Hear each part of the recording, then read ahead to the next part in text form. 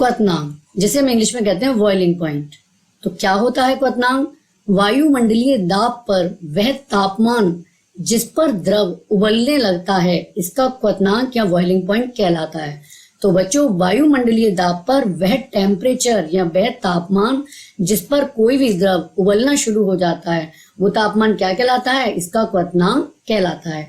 या दूसरे शब्दों में हम बात करें तो वह तापमान जिस पर कोई द्रव गैस में बदलने लगता है, वो इसका क्या कहलाता है? वो इसका क्वथनांक कहलाता है। उदाहरण जल का क्वथनांक होता है 100 डिग्री सेल्सियस। और अगर हम इसे केल्विन पैमाने में देखें तो हमने आपको पहले भी बताया था कि डिग्री सेल्सियस को केल्विन पैमाने में चेंज करने के लिए इसमें 273 जोड़ देते हैं। तो 100 में हम 273 जोड़ देंगे तो ये हो जाएगा 373 केल्विन। अलग अलग द्रव का क्वथनांक अलग अलग होता है। हेलो स्टूडेंट्स, कैसे हैं आप सभी? आशा करती हूँ कि आप सभी अच्छे होंगे और इसी आशा के साथ स्वागत है आप सभी का आपके अपने YouTube चैनल ई ब्लैक बोर्ड में। बच्चों, मैं सोनाली आपकी साइंस टीचर आज आपके लिए कक्षा 9 विषय विज्ञान का अध्याय 1 हमारे आसपास के पदार्थ का पार्ट 2 लेकर के आई हूँ।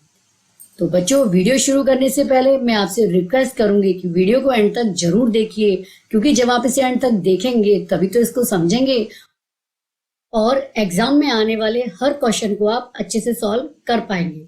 तो चलिए शुरू करते हैं आज का टॉपिक, वाष्पीकरण की गुप्त ऊष्मा। तो वाष्पीकरण की गुप्त ऊष्मा क्या होती है, इसको हम एक एक्सपेरिमेंट या एक प्रयोग के द्वारा समझते हैं। इस प्रयोग में हम ये एक बीकर लेते हैं, ये एक बीकर है और इसमें हम ये जल लेते हैं। ये बीकर में हमने क्या लिया है? ये हमने जल लिया है और इस जल में हम ये कांच की छड़ है, इसको हम ये डाल देते हैं और इसी जल में ये एक स्टैंड की सहायता से, ये एक थर्मामीटर है, इसको हम एक स्टैंड की सहायता से इसी जल में हम लगाते हैं, जो कि इस जल का हमको तापमान बताएगा। अब इस बीकर को हम एक बर्नर के द्वारा गर्म करते हैं। ये देखिए बर्नर है और जब बर्नर को जलाएंगे तो हम इसको बीकर के जल को गर्म करेंगे। तो बच्चों, जैसे ही बीकर का जल इस ऊष्मीय ऊर्जा को लेने लगेगा तो बीकर का जल क्या होगा? धीरे धीरे इसका तापमान बढ़ने लगेगा और जब ये तापमान 100 डिग्री सेल्सियस पर आ जाएगा, जब ये तापमान बढ़ते बढ़ते 100 डिग्री सेल्सियस पर आ जाएगा तो बीकर का जल क्या होगा? ये उबलने लगेगा। तो बच्चों, हमने बताया था कि 100 डिग्री सेल्सियस जल का क्वथनांक है और 100 डिग्री सेल्सियस पर जल ने क्या करा? उबलना शुरू किया। तो ये क्या है? इसका क्वथनांक है, क्योंकि वह तापमान जिस पर कोई द्रव उबलने लगता है वो इसका क्वथनांक कहलाता है। तो 100 डिग्री सेल्सियस क्योंकि जल का क्वथनांक है तो जल 100 डिग्री सेल्सियस पर उबलना शुरू हो जाएगा। अब हम देखेंगे बच्चों कि ये जल को ऊष्मीय ऊर्जा तो बराबर दी जा रही है, लेकिन अब इसका तापमान 100 डिग्री सेल्सियस से ऊपर नहीं बढ़ेगा। तो ये क्यों नहीं बढ़ रहा?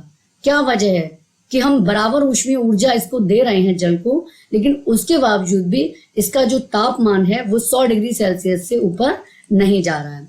तो बच्चों, इसका कारण है वाष्पीकरण की गुप्त ऊष्मा। इसमें बच्चों एक्चुअली में होता क्या है कि ये जो ऊष्मीय ऊर्जा इसको दी जा रही है, उसका प्रयोग ये जो जल है, अब इसने उबलना शुरू कर दिया तो अब ये अपनी अवस्था परिवर्तन में करने लगता है, यानी कि जो इसके जल के अणु हैं ये धीरे धीरे गैस में बदल रहे हैं, तो अपनी अवस्था परिवर्तन के लिए इस ऊष्मा का प्रयोग करता है, ना कि अपना तापमान बढ़ाने के लिए। अब क्योंकि ये तापमान बढ़ाने में नहीं कर रहा, अपनी अवस्था परिवर्तन में कर रहा है, इसीलिए इस ऊष्मा के कारण इसका तापमान नहीं बढ़ता और इस ऊष्मा को हम क्या कहते हैं? इसको हम वाष्पीकरण की गुप्त ऊष्मा कहते हैं। वायुमंडलीय दाब पर 1 किलोग्राम द्रव को उसके क्वथनांक पर गैस में बदलने के लिए जितनी ऊष्मीय ऊर्जा की आवश्यकता होती है उसे हम क्या कहते हैं? वाष्पीकरण की गुप्त ऊष्मा कहते हैं। बच्चों, अगर हम मान लीजिए कोई द्रव है उसका हम 1 किलोग्राम ले लें, कोई द्रव है उसको 1 किलोग्राम ले लें और उस 1 किलोग्राम द्रव को उसके क्वथनांक पर, क्वथनांक यानी जिस पर वह उबलने लगे, उसके क्वथनांक पर गैस में बदलने के लिए जितनी ऊष्मीय ऊर्जा की आवश्यकता होगी, मतलब पूरे के पूरे 1 किलोग्राम द्रव को गैस में बदलने के लिए जितनी ऊष्मीय ऊर्जा की आवश्यकता होगी उसको हम वाष्पीकरण की गुप्त ऊष्मा कहते हैं। जब पानी को उबाला जाता है तो उसके तापमान में वृद्धि नहीं होती, तापमान 100 डिग्री सेल्सियस ही रहता है। क्यों रहता है? अभी हम समझ चुके हैं, क्योंकि वाष्पीकरण की गुप्त ऊष्मा पानी के कणों के बीच में आकर्षण बल को तोड़ती है। क्योंकि बच्चों पानी एक द्रव अवस्था है और जब इसके बीच, इसके अणुओं के बीच जो आकर्षण बल है, जब वो टूटेगा तभी तो वो द्रव अवस्था गैस में बदलेगी। तो ये जो बाष्पीकरण की गुप्त ऊष्मा होती है, ये पानी के कणों के बीच आकर्षण बल को तोड़ती है, जिससे कि वो गैस में बदलने लगी। अतः ये जो इसका उपयोग है बाष्पीकरण की गुप्त ऊष्मा का, ये पदार्थ की अवस्था परिवर्तन के लिए किया जाता है। अतः 100 डिग्री सेल्सियस तापमान पर बाष्प के कणों में उसी तापमान पर पानी के कणों की अपेक्षा अधिक ऊर्जा होती है। बच्चों, अगर हम 100 डिग्री सेल्सियस तापमान पर बाष्प यानी कि भाप के कणों में अगर ऊष्मा देखें और पानी के कणों 100 डिग्री सेल्सियस तापमान पर ही पानी के कणों की ऊष्मा को देखें, तो किसकी ऊष्मा या किसकी ऊर्जा अधिक होगी?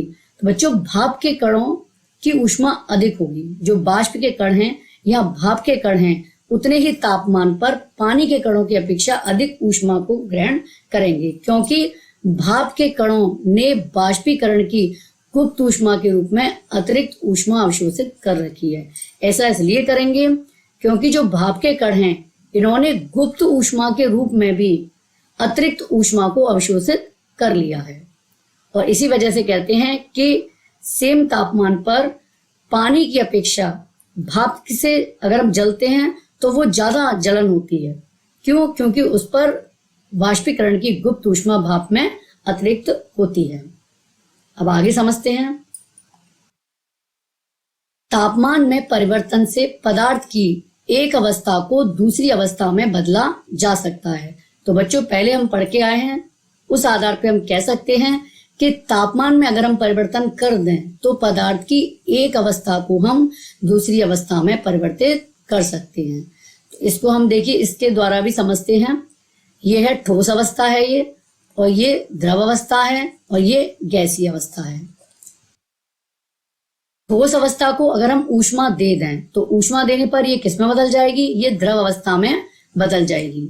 और द्रव अवस्था को अगर हम ऊष्मा दे दें यानी उसे गर्म कर दें तो वो गैसीय अवस्था में बदल जाएगी। क्योंकि ठोस अवस्था को ऊष्मा देने से इसके जो कण हैं या इसके जो अणु हैं, उनके बीच की दूरी बढ़ जाएगी और उनका आकर्षण बल कम हो जाएगा और उनकी गतिज ऊर्जा भी बढ़ने लगेगी, जिससे ठोस अवस्था किसमें बदल जाएगी? द्रव अवस्था में।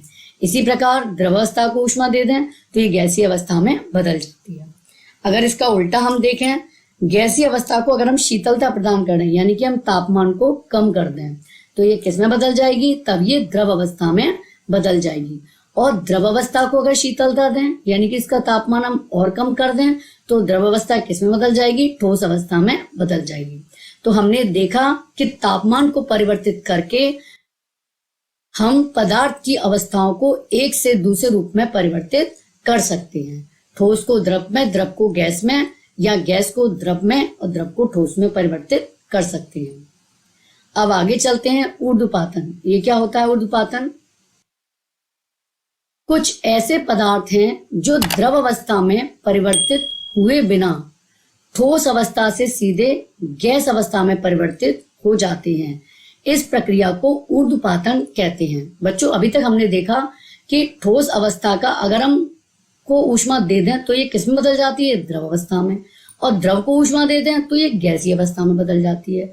लेकिन कुछ पदार्थ ऐसे होते हैं जो ठोस अवस्था से सीधे द्रव अवस्था में परिवर्तित ना होकर के सीधे किस में बदल जाते हैं? गैसीय अवस्था में बदल जाते हैं।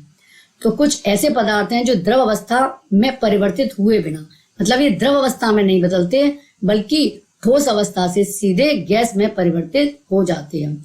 और इस प्रक्रिया को हम क्या कहते हैं? इस प्रक्रिया को बच्चों हम ऊर्ध्वपातन कहते हैं। निक्षेपण क्या है? निक्षेपण इसकी जस्ट अपोजिट प्रक्रिया है। इसमें क्या होता है? गैस से सीधे ठोस बनने की प्रक्रिया होती है। यानी कि इसमें गैस से सीधे सीधे किस में बदलती है? ये सीधे ठोस में बदलती है। और जब गैसीय अवस्था सीधे ठोस अवस्था में बदल जाती है तो इस प्रक्रिया को हम निक्षेपण कहते हैं। इसके उदाहरण देखते हैं हम ऊर्ध्वपातन के। तो बच्चों, इसके उदाहरण है कपूर का ठोस अवस्था से सीधे वाष्प के रूप में उड़ जाना। कपूर तो आप सभी जानते हैं, पूजा करते हैं, पूजा में कपूर का इस्तेमाल किया जाता है। तो जब हम कपूर को हम किसी उस पर जो नवरात्रि के दिनों में हम अग्यारी वगैरह करते हैं या फिर दीपक जलाते हैं, उसमें कपूर अगर हम जलाएं तो आप देखते हैं कि कपूर कभी भी द्रव अवस्था में नहीं आता, बल्कि ये सीधे ठोस अवस्था से बाष्प बन के उड़ जाता है। इसी तरीके से नेफ्थलीन की गोलियां क्या होती हैं, जिनको हम कपड़ों में डालते हैं।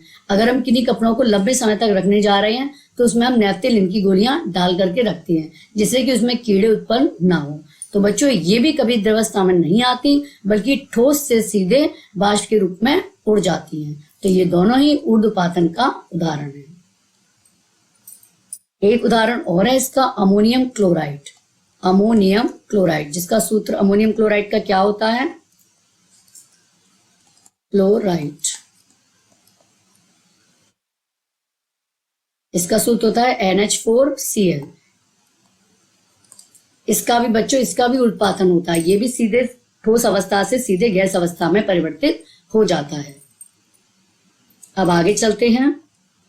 पदार्थ की तीनों अवस्थाएं बच्चों, ठोस, द्रव और गैस। अब ये तीनों अवस्थाएं आपस में बदल जाती हैं, जैसे ठोस द्रव में बदल सकता है, द्रव गैस में और गैस ठोस में। तो तीनों के आपस में बदलने को हम क्या कहते हैं, आइए समझते हैं। ठोस जब द्रव में बदलता है तो इसको हम क्या कहते हैं, इसको हम कहते हैं संगलन। ठोस के द्रव में बदलने की क्रिया को हम क्या कहते हैं बच्चों, संगलन कहते हैं। और इसी प्रकार से जब द्रव ठोस में बदलता है तो इसको कहते हैं हम जमना। द्रव के ठोस में बदलने को हम क्या कहते हैं, जमना कहते हैं। इसी तरीके से जब द्रव गैस में बदलता है तो इस क्रिया को क्या कहते हैं, इस क्रिया को हम कहते हैं वाष्पीकरण। द्रव के गैस में बदलने की क्रिया को हम वाष्पीकरण कहते हैं। और गैस के द्रव में बदलने की प्रक्रिया को हम क्या कहते हैं, संघनन। जब गैस द्रव में बदलती है तो इसे हम क्या कहते हैं, इसे हम संघनन कहते हैं। अब चलते हैं, जब गैस ठोस में बदलती है तो इसे हम क्या कहते हैं, निक्षेपण। गैस के ठोस में बदलने को बच्चों क्या कहते हैं, हम निक्षेपण। और जब ठोस गैस में बदलता है तो इस प्रक्रिया को हम क्या कहते हैं, इसको हम कहते हैं ऊर्ध्वपातन। ये हम सब पीछे पढ़ चुके हैं इनको विस्तार पूर्वक, ऊर्ध्वपातन क्या है। तो ये थी बच्चों द्रव की तीनों अवस्थाएं, ठोस, द्रव, गैस, आपस में ये चेंज होती रहती हैं और इनके आपस में बदलने के प्रोसीजर को हम क्या क्या कहते हैं, ये हमने यहाँ पर समझा। अब आगे चलते हैं। ताप परिवर्तन का प्रभाव। अभी तक बच्चों हमने देखा कि ताप परिवर्तन का पदार्थ की अवस्थाओं पे क्या प्रभाव पड़ता है। अब हम देखेंगे दाब परिवर्तन का क्या प्रभाव पड़ता है। यदि हम तापमान घटाने पर सिलेंडर में गैस लेकर उसे संपीड़ित करें तो कणों के बीच की दूरी कम हो जाएगी और गैस द्रव में बदल जाएगी। तो बच्चों इसमें क्या होता है कि यदि हम तापमान घटा दें और सिलेंडर में गैस लेकर उसे संपीड़ित करें, यानी कि उसको दबाएं, उस पर प्रेशर डालें, तो तापमान घटने पर जब हम उस पर प्रेशर डालेंगे तो कणों के बीच की दूरी क्या हो जाएगी, कम हो जाएगी। और कणों के बीच की दूरी के कम होने से जो गैस अवस्था है किसमें बदल जाएगी, वो द्रव अवस्था में बदल जाएगी। यानी कि दाब बढ़ा दें और तापमान घटा दें तो हम गैस को किसमें बदलते हैं, गैस को हम द्रव में बदल सकते हैं। इसके लिए 2 पॉइंट्स महत्वपूर्ण हैं। ज्यादा दाब बढ़ाने से गैस के कण क्या आ जाते हैं, नजदीक आ जाते हैं और जिससे गैस किसमें बदल जाती है, द्रव में बदल जाती है। अब इसका हम उदाहरण देखें तो बच्चों इसका उदाहरण है एलपीजी। एलपीजी क्या होती है, इसको हम कहते हैं लिक्विफाइड पेट्रोलियम गैस, जो हमारे घर में रसोई में सिलेंडरों में भरी जाती है।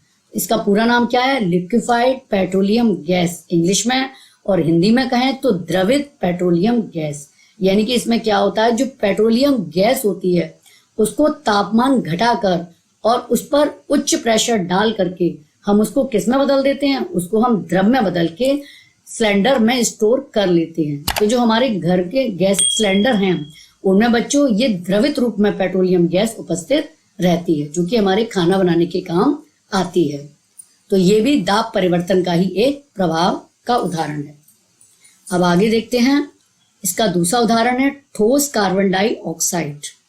ठोस कार्बन डाइऑक्साइड CO2, इसको हम वापस गैसीय CO2 यानी गैसीय कार्बन डाइऑक्साइड में हम बदल सकते हैं बिना द्रव अवस्था में बदले। इसके लिए दाब को 1 एटमॉस्फेयर तक घटा देते हैं। इसके लिए दाब को हम क्या कहते हैं, 1 एटमॉस्फेयर तक कर देते हैं।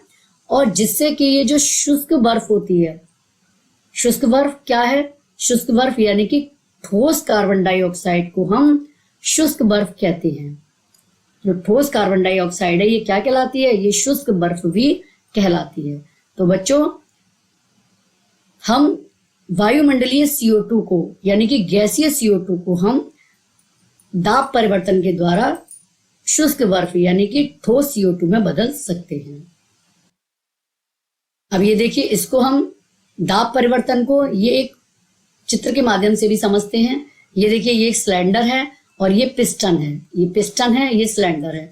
तो सिलेंडर में ये कोई गैस भरी हुई है और इसको हमने क्या करा है, पिस्टन की सहायता से हमने इस पर दाब डाला है। जब हम पिस्टन की सहायता से इस पर दाब डालेंगे तो क्या होगा, इसके जो अणुओं के बीच की दूरी है वो क्या हो जाएगी, कम हो जाएगी, यानी कि अणु पास पास हो जाएंगे। जब अणु पास पास हो जाएंगे तो यानी कि ये जो है गैस अवस्था, ये किस में बदलने लगेगी, ये द्रव अवस्था में बदलने लगेगी।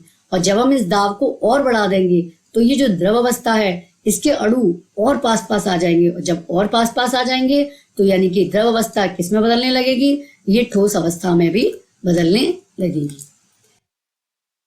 यानी कि दाब बढ़ाने पर जो गैस अवस्था है वो किस में बदल जाती है, द्रव अवस्था में।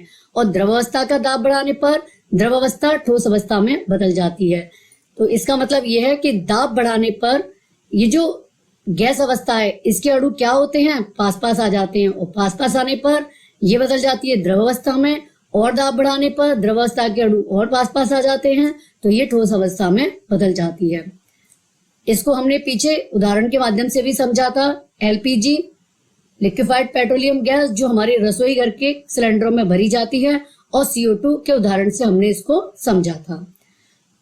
एक चीज और बच्चों, जैसे ये वाला जो सिलेंडर है, अगर इसमें इस पिस्टन के द्वारा हम दाब को बहुत ज्यादा बढ़ा दें, एकदम से ज्यादा बढ़ा दें, तो क्या होगा, इसके अणु जो हैं वो बहुत अधिक पास पास आ जाएंगे ज्यादा दाब के बढ़ने से।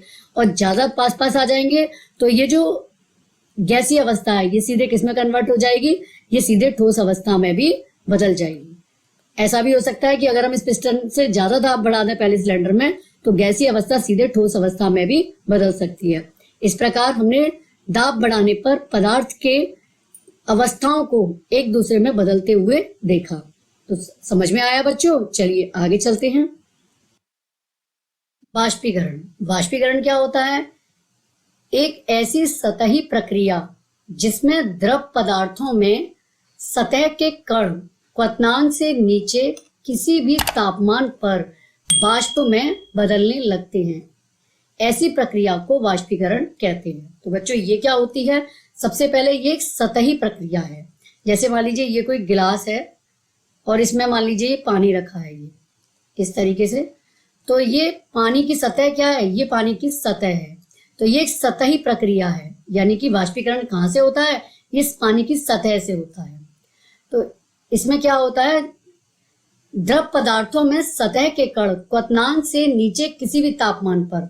तो बच्चों, जो सतह के जो कण होते हैं वो क्वथनांक से नीचे, जैसे पानी का क्वथनांक कितना है? 100 डिग्री सेल्सियस होता है, 100 डिग्री सेल्सियस होता है। तो क्वथनांक से पहले किसी भी तापमान पर जब सतह के कण वाष्प में बदलने लगते हैं, जब सतह के कण वाष्प में बदलने लगते हैं, तो इस प्रक्रिया को हम क्या कहते हैं? इसे हम वाष्पीकरण कहते हैं। तो ऐसी सतही प्रक्रिया जिसमें द्रव पदार्थों में सतह के कण क्वथनांक से नीचे किसी भी तापमान पर वाष्प में बदल जाएं, तो क्या कहलाती है? वाष्पीकरण। और बच्चों, अगर ये क्वथनांक वाले टेम्परेचर पे आके वाष्प में बदलेंगे तो ये क्वथनांक की कहलाएगी, फिर ये वाष्पीकरण नहीं कहलाएगी।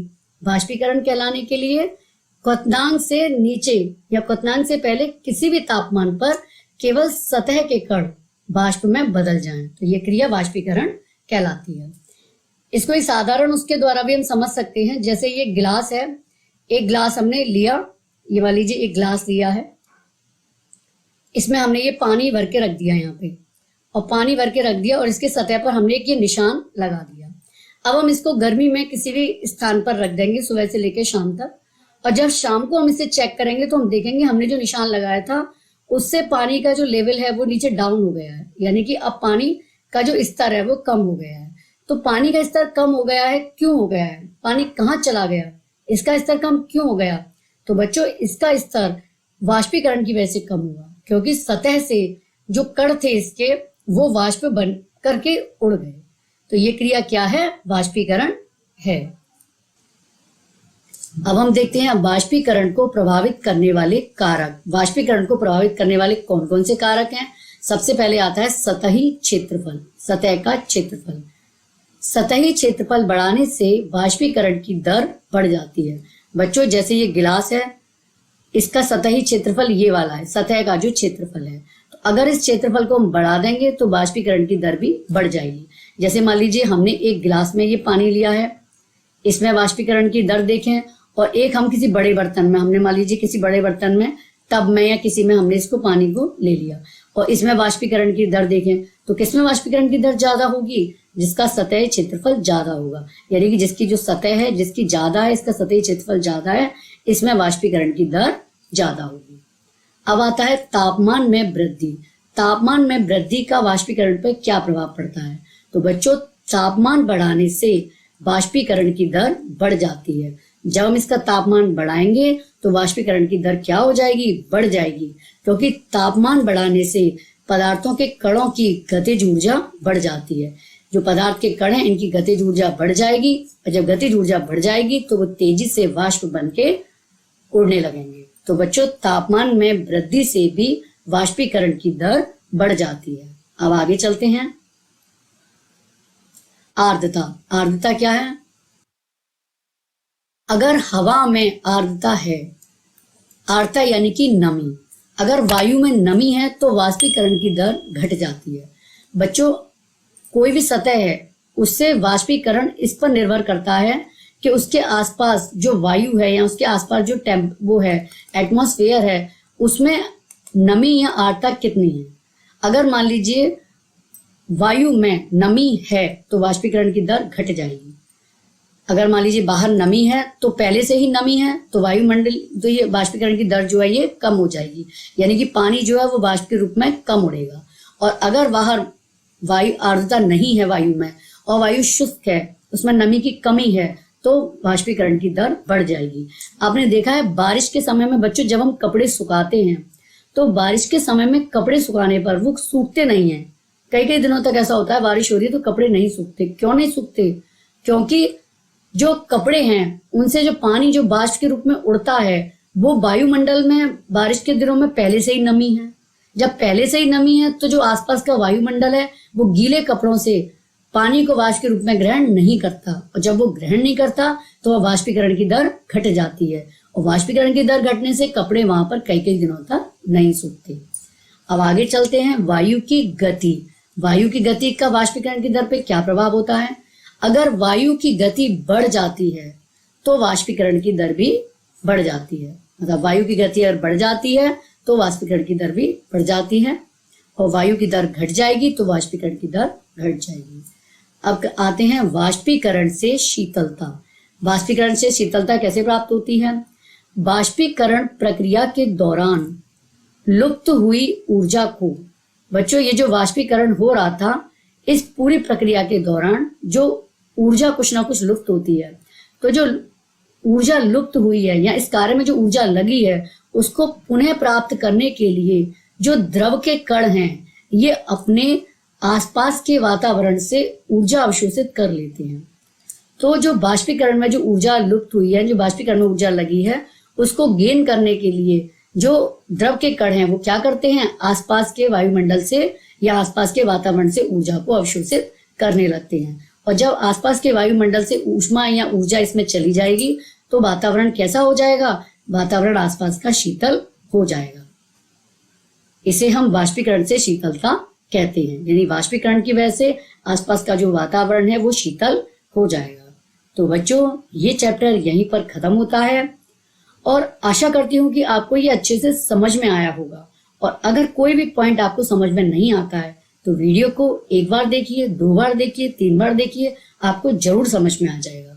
तो कैसा लगा आपको वीडियो? उम्मीद करती हूँ कि आपको वीडियो पसंद आया होगा। अगर पसंद आया है तो मुझे कमेंट बॉक्स में कमेंट करके जरूर बताइए, क्योंकि आपके सुझाव ही मुझको मोटिवेट करते हैं। तो बच्चों अगर आपको वीडियो पसंद आया है तो प्लीज वीडियो को लाइक कीजिए, अपने फ्रेंड के बीच शेयर कीजिए और मेरे इस यूट्यूब चैनल को सब्सक्राइब कीजिए। तो मिलते हैं नेक्स्ट वीडियो में इसी चैप्टर के क्वेश्चन आंसर के साथ। जब तक के लिए बहुत बहुत धन्यवाद। Good bye.